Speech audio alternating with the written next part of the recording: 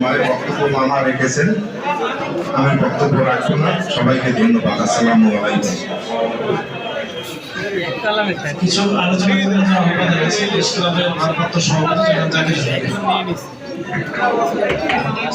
রোজা আত্মসংযমের মাস। আমাকে বক্তব্য দেওয়ার সুযোগ করে দিয়েছেন, তাকে আমি আন্তরিকভাবে ধন্যবাদ জানাই এবং অভিনন্দন জানাই।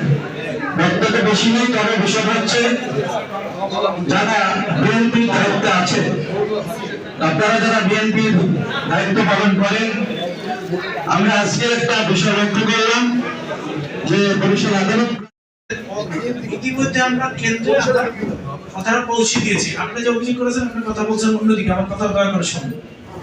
ইতিমধ্যে আমাদের কনভেনর সাহেব উনি যখন ভালো করে আমি আমরা দুইজনে আমরা সেন্ট্রালে যে স্থানে এটা জানানো হবে সেখানে আমরা এটা জানিয়ে দিয়েছি। আপনারা জানেন আজকেই আমরা একটা চিঠি পেয়েছি 8 জনের পদ প্রাথমিক সদস্য পদ সহ স্থগিত হয়েছে। আমাদের দলের হাইকমান্ডকে নির্ধারণ করা হয়েছে।